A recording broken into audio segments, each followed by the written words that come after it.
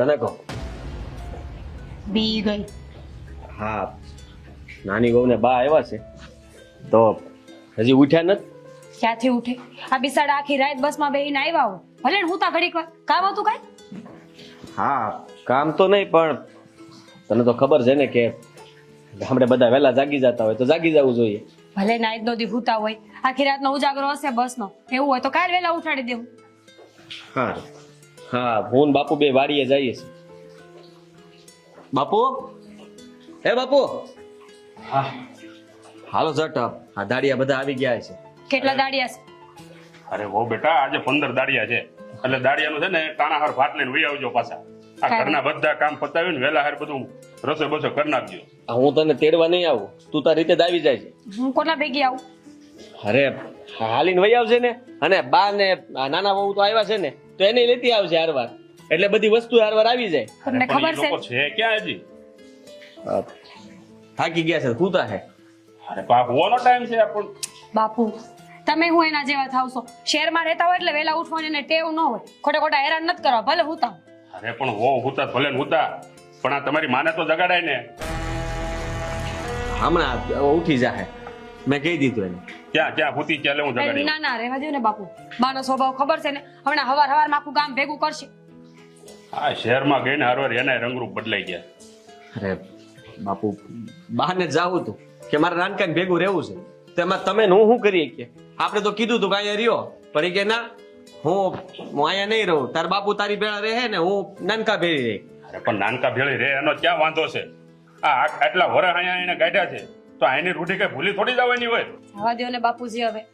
હવે એ બધી વાતનો કોઈ મતલબ ખરો? આવ્યા છે 2-4 દી રોકાવા તો શાંતિથી રોકાવા દો, હમણાં વયા જાય પાછા. હા, તું છે ને જલ્દી બધું કામ પતાવી લેજે ઘરનું, અને પછી રોટલા માંડી દેજે. હા. હા, ત્યાં દાડિયા છે ને કોઈ રાહ નહીં જોવે. હા, 15 દાડિયા છે તો એ પ્રમાણે રસોઈ બનાવજે. અને એ બધું તો ઠીક છે, પણ આ લોકો આમ અચાનક કેમ આવ્યા છે? આ કઈ આટો જ આવ્યા છે કે કામથી આવ્યા છે?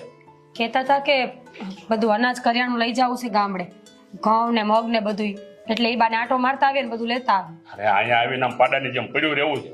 બાકી હરેક વસ્તુ અહીંયા મગાવી છે. ગામડાની હરેક વસ્તુ ઓર્ગેનિક પાછી જોઈ. સિંગ થાય તો કે સિંગ આવવા દેજો, ઘઉં થાય તો કે ઘઉં આવવા દેજો. તમને કહું છું, ગામમાંથી ક્યાંક 5 કિલો ઘીનું કરવું પડશે. ચોખા ઘીનું કીધું છે બાએ કે ભગવાનના દીવાને ખાવા, એટલે 5 કિલો તો જોહે જ તે. અરે ન થાય ને તો ના પાડી દેજે. આ કઈ એની હાટુથી આપણે થોડા અહીંયા એટલું બધું બળ કરીએ છીએ. બેમાંથી એક આવું તો નથી અહીંયા. જુઓ બાપુ, આવું ન વિચારાય. અરે આ મારો ભાઈ જ છે ને, અને એ ત્યાં ક્યાં મહેનત નથી કરતો, કરે જ છે ને. હમણાં કહેતો હતો કે મંદી બહુ છે, તો આ વખતે ઈ કે ઉપજ કેવી પાકવાની છે. મંદી? પણ દામિની પાસે તો ફોન હતો, એમ કહેતી હતી લાખ રૂપિયાનો લીધો હશે. તો મંદીમાં આવો ફોન ક્યાંથી લીધો? અરે દીકરા, તું પેલા એ વિચાર, અહીંથી ગયો એને કેટલા વર્ષ થયા? આ કોઈ દી તને એને 5 રૂપિયાનો ટેકો કર્યો? ઉલટાના આપણે બધું અહીંથી દઈએ છીએ. એને અહીં મોકલવાનું તો કઈ યાદ જ નથી આવતું કે ભાઈ મારા ઘરે દેહમાં મારો ભાઈ છે, મારો બાપ છે, ત્યાં મારી જમીન છે, એમાં ખર્ચા થતા છે, આ તે નહીં. ખાઈ પીને ટેસડા કરો, હોય એટલા ઉડાડો. પણ બાપુ, હવે આપણે એની પાસે માગી તો ન શકીએ ને. એ સામે જે આપે તો ઠીક છે, અને એ આપણી પાસે માગે તો આપણે નાય ન પાડી શકીએ. આટલા વર્ષથી ગયો છે પણ ગામડાને તો હાવ ભૂલી જ ગયો.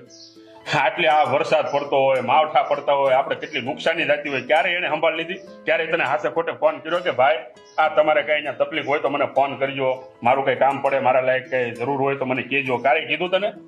બાપુ, તમે આ બધી વાત અત્યારે શું કામ કરો છો? આ જુઓ, નાના ઓ આવ્યા છે ને, એ બધું સાંભળશે તો વાત ક્યાંય જાહે. સાંભળે તો સાંભળવા દે ને ભાઈ. આ હું એને સંભળાવું છું, સાંભળવા તો જોઈ ને. હું કામ આવું કરવું જોઈએ? જુઓ, આ નાનકો કહેતો હતો કે એને કંઈક પ્લોટ લેવો છે, તો આ વખતે વિચારીએ કે બંને ભાઈ ભાગમાં ત્યાં શહેરમાં પ્લોટ લઈ લઈએ. કાંઈ લેવાનું નથી. 1 રૂપિયો એને દેતો નહીં. આ તારું છે ને અહીંયા જેટલું અહીંયા કમાશો ને બધું લઈ જાય. આપણે આખું વરસ કાઢવાનું અહીંયા. હા હા, મને લાગે છે કે તમે અત્યારે મારી વાત નહીં માનો. હા, વાડી પેલા થાય હવે. અરે ભાઈ, એને એટલી તો ખબર પડવી જોઈએ ને મારો ભાઈ કેટલી મહેનત કરે બસ છે. કરો ને બાપુ, હવે હું વાત કરી લઈશ ને દામિની હારે. આજે ઉઠે એટલે પહેલા જ વાત કરીશ. બસ હા, સારું, જાતું બોલા લઈએ બધાને મજૂરોને.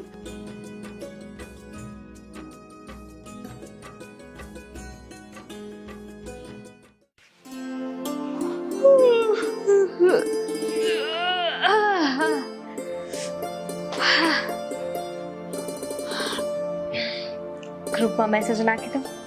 Good morning everyone. કોઈ ચા નાસ્તાનો ભાવે નથી પૂછતું. ભાભી, ભાભી, મેરા ભાભી. બેસો. ઊભી છું. બોલ. આ ઘરમાં મહેમાનોને ચા નાસ્તો ન કરાવો તમે? મહેમાન? આપણા ઘરે કોણ મહેમાન આવ્યું છે? ગાંડી થઈ ગઈ છું. ઘરની વહુ છો તું.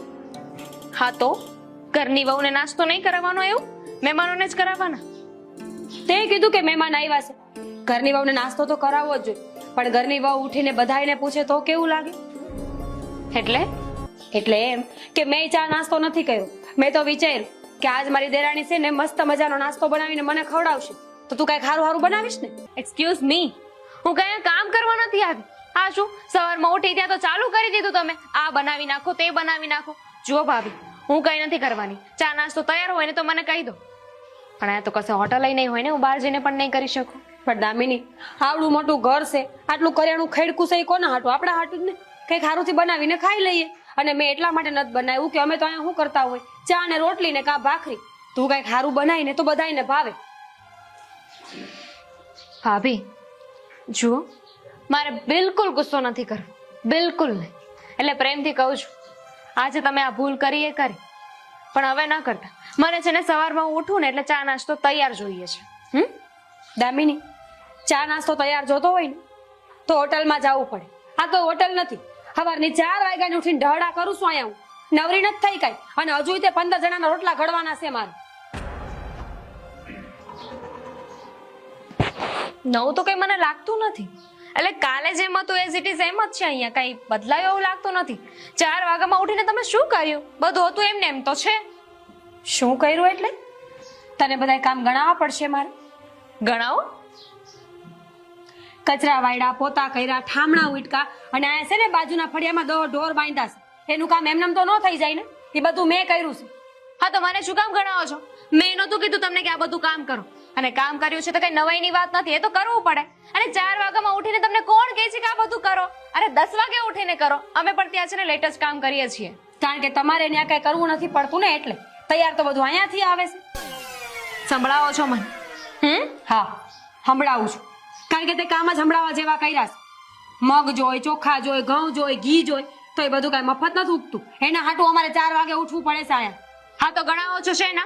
આ બધું છે ને મારી સાસરીમાંથી આવે છે, તમારા પિયરથી નહીં, તમારા ઘરેથી મને નથી મોકલતા. તું બોલે છે એનું ભાન છે તને દામિની? મારા પિયર ઉપર જવાની કોઈ જરૂર નથી.